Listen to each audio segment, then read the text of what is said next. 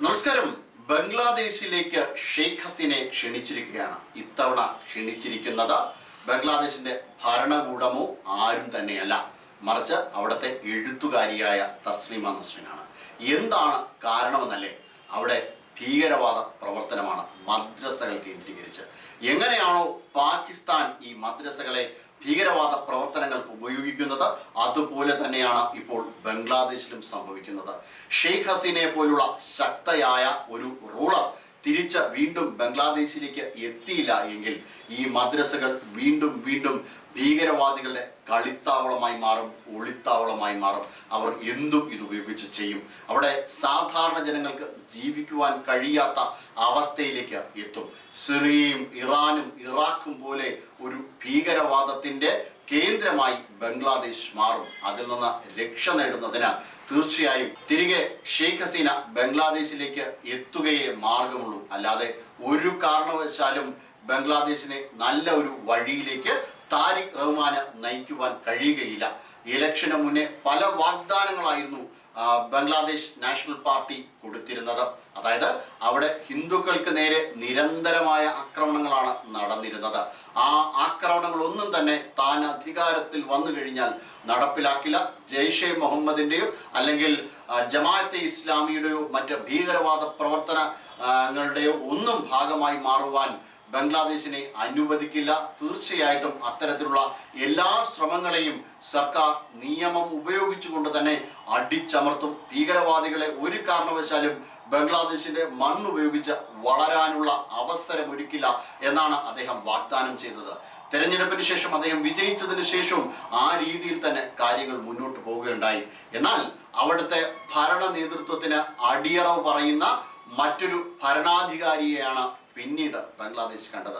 അതിന്റെ ഭാഗമായിട്ട് അല്ലെങ്കിൽ ആ മത നേതൃത്വം പറയുന്നത് കേട്ടിട്ടാണ് പിന്നെ വീണ്ടും താരിഖ് റഹ്മാൻ ചൈനയുമായി ബന്ധപ്പെടുന്നത്.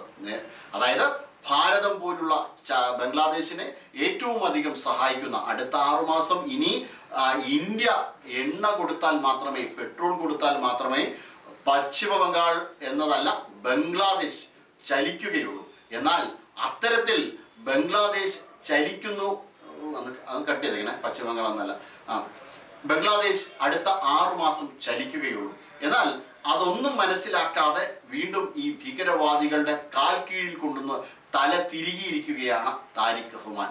ഇതൊന്നും ഇനി ഒരു കാരണവശാലും ബംഗ്ലാദേശിൽ മുന്നോട്ട് പോകാൻ പാടില്ല. അവിടെ ശക്തമായ രീതിയിലുള്ള ജനാധിപത്യ ഭരണം വരണം.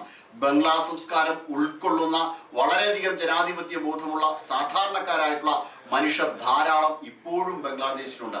അവർ ഷെയ്ഖ് ഹസീനയുടെ തിരിച്ചുവരവ് ആഗ്രഹിക്കുന്നു. അവർക്ക് മാത്രമേ ഈ രീതിയിലുള്ള മത നേതൃത്വത്തെ അടിച്ചമർത്തുവാൻ കഴിയുകയുള്ളൂ. കാരണം അവരിപ്പോൾ വളരെയധികം ശക്തമാണ്, പ്രബലമാണ്. പല ഭീകരവാദ സംഘടനകളും പാകിസ്ഥാൻ സഹായത്തോടു കൂടി ബംഗ്ലാദേശിൽ ശക്തമായ രീതിയിലുള്ള വേരോട്ടം നടത്തുകയാണ്. അവർ ബംഗ്ലാദേശിനെ നശിപ്പിക്കും. ഒരു കാരണവശാലും അതിന് അനുവദിക്കുവാൻ പാടില്ല. ഭാരതത്തിന്റെ സഹായത്തോടു കൂടി, ജനാധിപത്യ ബോധമുള്ള രാജ്യങ്ങളുടെ സഹായത്തോടു കൂടി ഇത്തരം പ്രവണതകളെല്ലാം തന്നെ അടിച്ചമർത്തണം. അല്ല എങ്കിൽ ഈ ഭീകരവാദികൾ പാകിസ്ഥാന്റെയും ചൈനയുടെയും ഒക്കെ പിന്തുണയോടുകൂടി ബംഗ്ലാദേശിനെ അടിമുടി ഭീകരവാദത്തിന്റെ പിടിയിലമർത്തും. അത് അവിടുത്തെ ന്യൂനപക്ഷ വേട്ടയ്ക്കായിരിക്കും കൂടുതൽ കാരണമാകുക. അതോടൊപ്പം തന്നെ അവിടെ ജീവിക്കുന്ന മനുഷ്യരെ പൂർണ്ണമായും തകർത്ത് അവർക്ക് ഭക്ഷണം ലഭിക്കാതെ കൊടും ദാരിദ്ര്യത്തിന്റെ പിടിയിലാകുന്നതിന് ഇത് കാരണമായി മാറും എന്നാണ് തസ്ലീമ നസ്രീൻ ഇപ്പോൾ തുറന്നു പറഞ്ഞിരിക്കുന്നത്. അത് വളരെയധികം സത്യമായ കാര്യം തന്നെയാണ് എന്നാണ് ഇപ്പോൾ ലഭ്യമാകുന്ന റിപ്പോർട്ടുകളിൽ നിന്ന് മനസ്സിലാക്കാൻ കഴിയുന്നത്. ഏതായാലും ബംഗ്ലാദേശിൽ ഒരു ശുദ്ധീകരണത്തിന്റെ അവസരം അടുത്തിരിക്കുകയാണ്.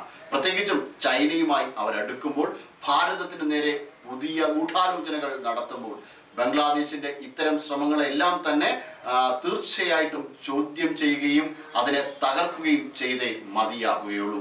ഇല്ലെങ്കിൽ അവിടെ വീണ്ടും ഒരു ഭീകരവാദ നേതൃത്വത്തിന്റെ കീഴിൽ വരുന്ന ഒരു സർക്കാർ ഉണ്ടാകും. പാകിസ്ഥാൻ പോലെ, അതോടൊപ്പം തന്നെ തുർക്കിയോ മറ്റിതര രാജ്യങ്ങളോ പോലെ തന്നെ ഈ രീതിയിൽ, അഫ്ഗാനിസ്ഥാൻ പോലെ തന്നെ ഈ രീതിയിൽ ഈ രാജ്യം, അതായത് ബംഗ്ലാദേശും കൂടി അത്തരത്തിലായാൽ തീർച്ചയായിട്ടും അത് ഭാരതത്തിന്റെ മുന്നോട്ടുള്ള പോക്കിന് ഒരു വലിയ വെല്ലുവിളി തന്നെ ആയിരിക്കും.